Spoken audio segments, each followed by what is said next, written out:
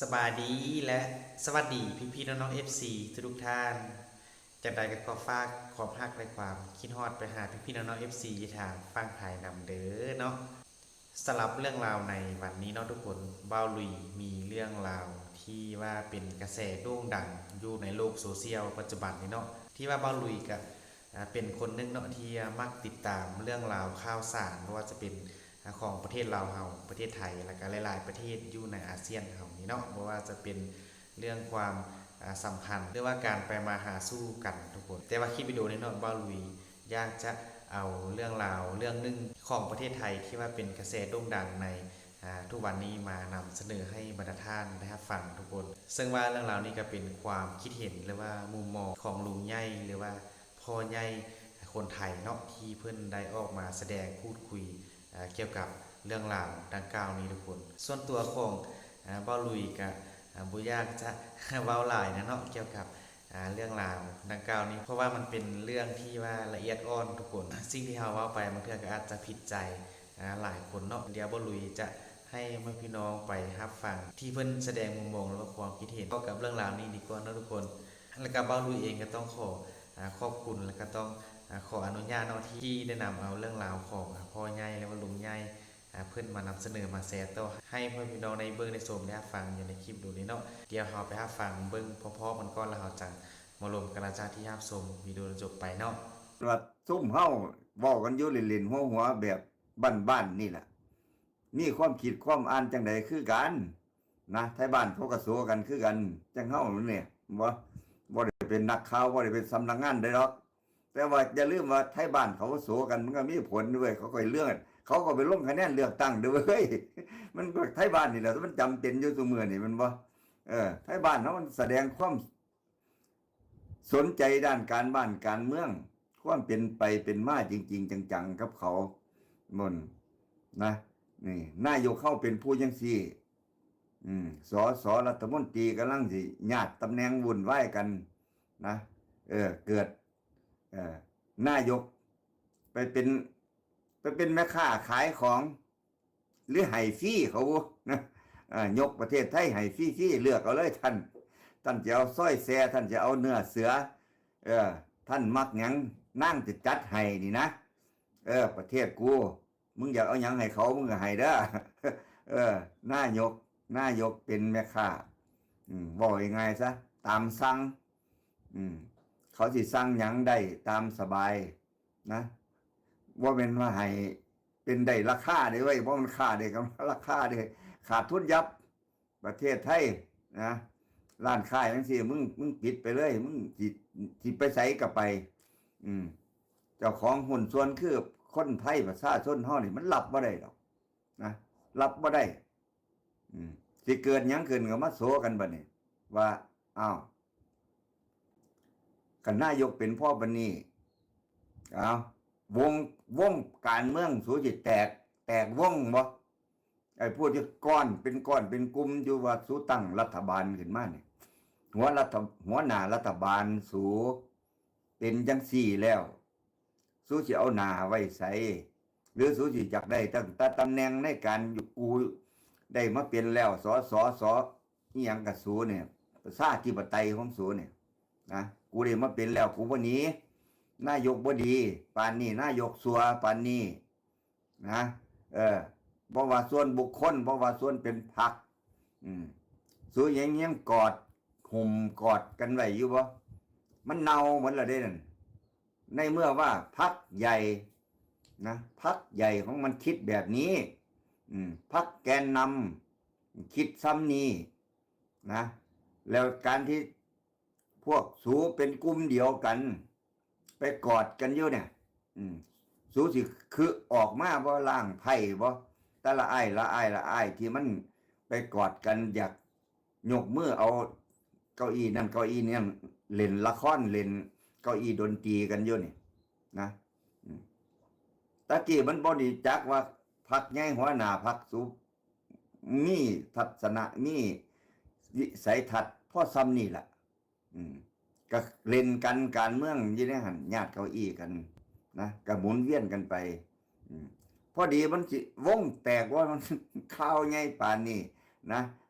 เสลอหนาตาซ้ำนี่ไปต่อร่องการเมืองกับศัตรูนะหุ้นเส้นก็เป็นประเทศกำลังเป็นศัตรูกับประเทศไทยกำลังจะเอากันไปขึ้นศาลอยู่นี่นะหนูจะจัดให้ทุกสิ่งทุกอย่างเขาจะดึงเราไปขึ้นศาลโลกกำลังมีข้อพิพาทชายแดนกันอยู่เป็นยังไงล่ะหนูจะจัดให้ทุกอย่างรัฐมนตรีแจ้งความนายกนายกก็มันเป็นพอนายกทำไอ้นั่นนะมันยิ่งกว่านายกอีกเพราะว่ามันบริหารอยู่เบื้องหลังอันนี้เนี่ยก็ว่าหลานมาเนี่ยประเทศไทยเป็นหลานนายกประเทศไทยเป็นหลานกัมพูเดียได้สูวางใด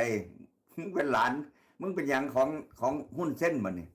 ในเมื่อว่านายกไทยเป็นหลานของศัตรูเป็นหลานของหุ้นเส้นนะนั่งที่จัดให้ทุกอย่างนั่งอย่าโกรธอย่าโกรธคุณอาคุณลุงอย่าโกรธนะคะคุณลุงจากได้ยังใจเย็นๆอย่าไปฟังข้องบอกทหารนะมันอยู่คนละฝ่ายเดี๋ยวสิจัดการให้ เขาปกครองป้องกันประเทศว่าเขาว่าเป็นฝ่ายเดียวกันกับเจ้าของขันสั้นเขาอยากได้ยังบอกนั่ง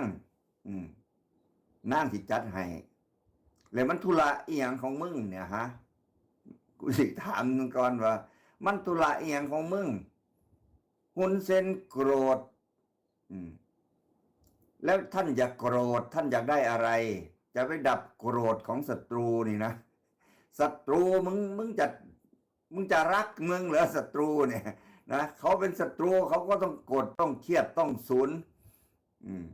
มันจะมารักคู่กันไม่ได้หรอกเหมือนนักมวยนะมึงจะรักกันเหรอนักมวยมันกอดกันไม่ใช่มันรักกันนะเว้ยมันชิงไหวชิงเหลี่ยมชิงพริบที่จะล้มกันมันกอดกันนักมวยกอดกันมันวนคือผัวกับเมียกอดกันเลยเว้ยมึงเข้าใจหรือเปล่าการเมืองเนี่ยนะมันไปกอดกันก็เหมือนกันแหละพอมึงกับมึงไปกอดกันเนี่ยมันต้องไม่ได้ไปกอดเพราะความรักมันกอดเพราะความชิงไหวชิงพริบซึ่งกันและกันโมมันว่าไปรูปหลังไปแปะท่านจะโกรธท่านจะโกรธ โอ้ยกูว่าจักสิว่าจังได๋เลยเว้ยนะเอาบัดนี้ก็มาเบิ่งกระแสมื้อนี้ขึ้นมาก็ทุกคนมันก็ต้องเว้าก่อนอยู่แล้วล่ะเอาความเว้ามันต้องมาก่อนเพราะมันนำเสนอออกได้มันต้องเว้าไปก่อนว่านายกสู้มึงจะต้องเฮ็ดหยังต่อไปมันไม่มีทางเลือกหรอกนะมันไม่มีทางเลือกเป็นคนที่ไม่มีทางเลือกแล้วคือรู้ว่ามันเป็นขยะมันก็ต้องลงกองขยะมึงสิโดดลงหรือสิให้เขาถีบลง มันมีอยู่สองทางก็คือไปลงสู่กองขยะมันไม่มีทางไปเป็นอื่นได้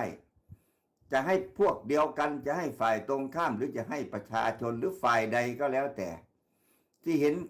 ขยะชิ้นนี้คือนายกรัฐมนตรีของประเทศไทยเนี่ยเดี๋ยวนี้เนี่ยเป็นขยะ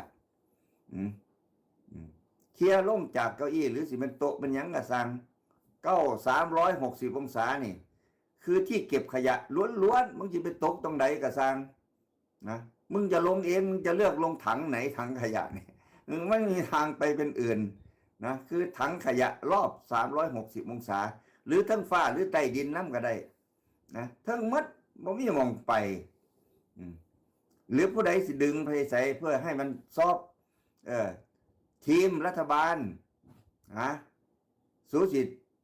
จัดพรมให้มันยางได้วะเพื่อให้ไปถนนไปตรงไหนที่ว่าขยะอยู่ไกลออกไปอีกหน่อยขยะอยู่ใกล้นี่ก็คือขยะที่ประชาชนสิถีบลงไปขยะที่มันอยู่ไกลหน่อยสวยงามหน่อยก็คือคณะรัฐบาลที่จัดให้ไปพุ่นเด้อขยะอยู่พุ่นอยู่ไกลพุ่นแต่ว่าค่อนข้างจะดูดีนะเป็นที่ไปที่บ่อันตรายหลายคันลงไปนี่เนี่ยมุนอ้อยปัน ให้ให้ก็ขี้เราตกตม คันให้เขาหันให้ประชาชนเฮ็ดนะให้ก็ขี้เราตกตมเด้อเสิ่งบังไฟแย่ก็นั่นแย่ก็นั่นหลายคันให้ประชาชนจัดให้คือยื้อเวลาไปคันเฝ้าไปเนี่ยก็คือรัฐบาลเฝ้าจัดให้ผ้าไป มันก็สิไปได้ไกลแน่ยกขยะน่ะสิไปได้ไกลแน่สิได้ยกมือบายอยู่จักหน่อย ฉันไปเลยเด้อจ้ามีผู้พาไปแล้ว ตลอดปลอดภัยถ้าดื้อด้านดึงดันนะไม่ใช่ว่าแค่ตัวนายก ครอบครัวคุณด้วยไปด้วยกัน ลูกเต้าเล่าหลาน ไปด้วยกัน ทรัพย์สมบัติถูกถล่มถูกทลาย ถ้ายืดเยื้อนะถ้าเฮ็ดยืดเยื้อต่อไป ถ้าบ่ฟ้าวออกมาแสดงความรับผิดชอบ คือหนูล่าออก หนูสิล่าออกก่อนหนูสิออก เชิญคณะรัฐบาลเชิญฝ่ายค้านเชิญประชุมเป็นการประกาศคือว่าเชิญฉันจะประกาศล่าออกแต่ฉันจะฝากความเว้าไว้นี่คือหม่องลงที่สวยงามมันมีดีที่สุดก็แค่นั้นดีที่สุดแค่นั้นบ่มีดีกว่านี้บ่แม่นลาออกซื่อๆบ่แม่นว่าสิไปแล้วไปเลยนะต้องประกาศว่าหนูจะลาออกนั่นล่ะแต่ว่าก่อนหนูสิเซ็นใบลานี่นะเชิญทุกคนเข้ามาประชุมสภาให้ได้เว้าเป็นครั้งสุดท้ายเป็นการแสดงสปิริตของการอำลาตำแหน่งขายหน้าเจ้าของยอมรับว่าขายหน้าเจ้าของแน่นอนแล้วในมิติเดียวกันนี่มันก็แสดงให้เห็นว่าศัตรูบ้านเราเนี่ยมันไม่ธรรมดาเขามองเฮาจังไดเฮาในฐานะตัวเองนั่นแหละตัวเองเป็นนายกนะตัวเองเป็นนายกของประเทศไทยแล้วในตระกูลของตัวเองไปลงทุนไว้ที่กัมพูเดียจำนวนหนึ่งนะมันไม่ใช่ 100% นะเว้ยมันอาจจะ 20-30% เอียงก็แล้วแต่นั่นคือทรัพย์สมบัติของตัวเองอยู่ในนั้นที่ทำตัวแบบนี้มาเรื่อยๆเว้าสู่คนฟังเลยเปิดเผยป่ะเนี่ยเปิดเผยเพื่อเขาจะได้ซอบลงไปบ้างแล้วก็ชี้ให้เห็นว่าคัมพูเดียมันเอาไว้ไม่ได้เหมือนฉันเนี่ยฉันจะต้องแสดงความรับผิดชอบในการลาออกในการจากไปแต่เขาไม่ได้จากไปเขาไม่ได้จากไปเลยเขาเฮ็ดรัฐบาลไทยได้เฮ็ดสกุลฮุนเซนกับสกุลจินวัตรเคยพึ่งผ้าอาศัยกันมาเดี๋ยวนี้มันสิ้นสุดแล้วจากการแสดงออกของฮุนเซนแสดงว่าจินวัตรกับฮุนเซนไปต่อกันบ่ได้จบข่าวคันสิดื้อด้านดึงดันต่อไปมันก็จะมีคลิปใหม่ออกมาอีกสารพัดที่เป็นรองเขาเพราะว่าเขาอัดไว้สุคลิปนะเขาบ่ได้บอกตะกี้เขาว่ามันพอไปได้อยู่ก็เลยเก็บไว้ก่อนเก็บความลับเอาไว้เยอะแยะนะเพราะเฮ็ดหยังบ่ตามใจเขามึงจบมึงนี่แหละซ้ำคลิปแรกเลยมันจะต้องมีออกมาบีบจิตบีบใจบีบอะไรทั้งหลายอีกต่อรองอีกรับรองว่าธุรกิจชินวัตรหรือธุรกิจของคนไทยที่อยู่ที่นั่นที่เคยไปพึ่งพาอาศัยความยิ่งใหญ่ของหุ้นเส้นมึงจะกระทบกระเทือนแน่นอนบ่ต้องไปห่วงบ่ต้องคิดว่ามันสิได้กำไรต่อไปมึงสิขาดทุนเท่าใดก็แล้วแต่มึงโสทิมบอกง่ายๆเลยธุรกิจอยู่นั่นน่ะโสทิมไปเลยโดยนายกเนี่ยออกมาพูดซะให้มันจบคนไทยเขาสิได้สวงเขาสิได้สวงแล้วเขาก็สิได้รู้ว่าคนไทยถ้าบ่คบกับเขมรแล้วเขมรจะเหลืออะไรบอกง่ายๆว่าแม่นเขมรจะเหลือดอกฮุนเซนจะเหลืออะไรเขมรเนี่ยเขาอยู่ไทยคนเขมรเขาอยู่เขาได้อยู่แล้ว บ่มีตระกูลหุ้นเส้นเขาแห่งสิแผ่นดินเขาแห่งสิสูงขึ้นเขมรด้วยความเป็นเขมรเขาจะดีขึ้นเลยนะถ้านายกสวนทางไปแบบนี้เอาละ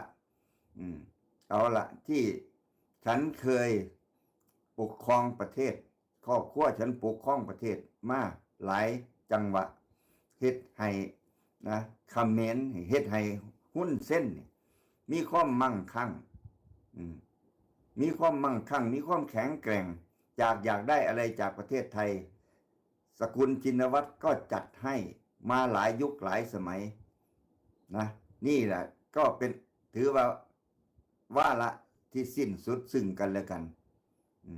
คันออกมาว่าไปทางนี้คนก็สิหันกลับไปทางเขมรได้มันเอามันจัดยังให้กันมาแน่แล้วตั้งแต่พุ่นมาไม่ว่า MOU 46ไม่ว่าแผ่นดินทับซ้อนผลประโยชน์อยู่ในทะเลเป็นล้านดอลลาร์ล้านดอลลาร์ที่สิจัดให้กันที่เต็กกี้มันเป็นของประเทศไทยพอทักษิณขึ้นมาตั้งแต่ปี43ไปเขียน MOU ไปเขียนหยังเนี่ยเพื่อสิได้ให้ส่วนนี้นี่ให้เขมรมามีเอียวเขมรก็สิไปบอกบริษัทเชฟรอนเนียงที่เขาหากินอยู่ในอ่าวไทยอยู่แล้วนะมาจ่อมองนี้บัดเนี่ยทักษิณเขาบอกว่าเขมรเขามีเอียวนะครึ่งนะเว้ยนั่นล่ะคือผลประโยชน์ที่ทักษิณเนี่ยเฮ็ดให้หุ้นเส้นเนี่ยเปิดโอกาสให้ทักษิณทำมาหากินอยู่ในคัมพูเดียได้อย่างมีความสุขเพราะว่าเขาหวังว่ามองนี้นะคันหุ้นเส้นได้เอียวถ้ากัมพูเดียได้มีเอียวในผืนทะเลทับซ้อนที่ทักษิณไปบอกหุ้นเส้นเอาไว้ว่าเดี๋ยวสิจัดการแบ่งหุ้นส่วนให้ธรรมดามันไม่ใช่มันเป็นผืนแผ่นดินไทยแผ่นดินอันเก่าเดิมเขาน่ะนี่แหละทักษิณก็บอกว่าเดี๋ยวให้เอี้ยวเครื่องต่อเครื่องเดี๋ยวจะหาผู้มาจัดน้ำมันแล้วก็แบ่งผลประโยชน์กันมันก็ได้เต็มใช่ไหมล่ะผลประโยชน์ผลประโยชน์มันเต็มหุ้นเส้นก็มีความสุขแล้วมึงมีงานอย่างอยู่บ้านกูเดี๋ยวกูอยากให้งานรับเหมาอันใดว่าไปว่าแต่มึงแบ่งหมองนี่ให้กูมีเอียวให้กัมพูเดียมันก็เหมือนกับให้หุ้นเส้น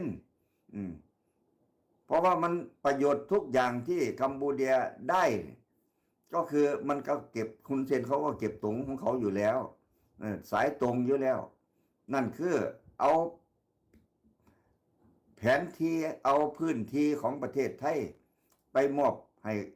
กัมพูชามีเอียวนั่นคือสกุลชินวัตรเฮ็ดมาแลกกับธุรกิจที่ตัวเองไปทำอยู่ในกัมพูชานั่นคือเฮ็ดกันมาเรื่อยหุ้นเส้นก็โอเคเลี้ยงดูปูเสือญาติสนิทมิตรสหายฮักใคร่นับถือกันเพราะว่าอันนี้มันเป็นโปรเจกต์ยาวธุรกิจน้ำมันอยู่ทะเลไทยเนี่ยเพราะว่าตะกอนเขาเชฟรอนหรือบริษัทไหนที่เขาหากินอยู่ในอ่าวไทยมันขุดจนหมดแล้วน้ำมันไม่รู้จะไปไหนแล้วเขาว่าเขาอยากง่ายแท่นไปจ่อมองนี้ละมองที่เอื้อนว่าทับซ้อนตะกี้ขันประทักษิณประยุทธ์เนี่ยนะเฉพาะประเทศไทยเนี่ยบ่เอื้อนว่าทับซ้อนเอื้อนว่าง่ายมากเป็นของไทยได้เลยกัมพูชาโวเกียวส่วนเนี่ยบัดนี้ทักษิณมาขีดให้มันเป็นทับซ้อนเพื่อให้กัมพูชามีเอียวเจ้าของจะได้มีธุรกิจเอาแผ่นดินเอาที่ดินของชาติเอาทรัพย์สินของชาติไปแบ่งให้เขาแล้วตัวเองจะได้ธุรกิจอยู่ในกัมพูชานั่นคือแนวต่อรองกันมันเขาเฮ็ดกันจังซี่ว่าทุกยุคทุกสมัยนะเอาเป็นยังไงเนาะพี่น้องหลังจากที่ได้ฟังได้เบิ่งได้ชมลุงใหญ่หรือว่าพ่อใหญ่คนไทยเนาะซึ่งว่าชื่อลุงท่านนี้ก็คือพ่อใหญ่ป้องทุกคนที่บ่รู้เองก็เป็นคนหนึงเนาะที่ได้ติดตามของพ่อใหญ่ที่ได้เพิ่นได้นำเสนอเรื่องราวด้วยความคิดหรือว่ามุมมองของเพิ่นที่ได้ซื้อออกมาในหลายๆเรื่องบ่ว่าจะเป็นเรื่องภายในประเทศไทยหรือว่าบรรดาประเทศอ้อมข้างนี้ทุกคนซึ่งว่าท่านเองก็เป็นคนเว้าซื่อเว้าตรงและก็มีมูลความจริงเนาะซึ่งเฮ็ดให้หลายๆคนฮักมักในการพูดคุยของพ่อใหญ่ท่านนี้เนาะดังที่เรื่องที่เราได้รับฟังไปทุกคนบ่รู้คิดว่าพ่อพี่น้องคนไทยหลายๆคนก็น่าจะคิดคือกันกับคุณลุงท่านนี้หั่นแหละเนาะหรือว่ามีความคิดเห็นแนวใดที่ว่าแตกต่าง จากคุณลุงเพิ่นว่ามาบอกว่าอยากจะแสดงมุมมองใดออกมาอีกก็สามารถคอมเมนต์มาให้บ่ลุยรับรู้ได้อยู่ในใต้คลิปวิดีโอนี้เนาะแล้วก็บ่ลุยคิดว่าสิ่งที่เราได้รับฟังไปก็น่าจะเฮ็ดให้หลายๆเรื่องกระจ่างแจ้งหรือว่ารู้ลึกเกี่ยวกับเรื่องราวดังกล่าวนี้เนาะก็คือดังที่บ่ลุยเองเนาะก็ได้รู้หลายๆสิ่งหลายๆอย่างเพิ่มขึ้นอีกทุกคนเนาะสำหรับมื้อนี้เนาะบ่ลุยก็จะขออำลาพาจากพี่น้องไปเพียงส่ำนี้ถ้าคลิปวิดีโอต่อไปบ่ลุยมีเรื่องราวอันใดหรือว่ามีมุมมองอันใดของคนที่เพิ่นมีความรู้และมีประสบการณ์หลายก็จะคอยนำมาเสนอมาแชร์ต่อให้พี่น้องในเบิ่งในชมอีกเนาะสำหรับวันนี้บ่ลุยก็จะขออำลาพาจากพี่น้องไปเพียงส่ำนี้เด้อเนาะสุดท้ายนี้เขากล่าวว่าสบายดีบ๊ายบาย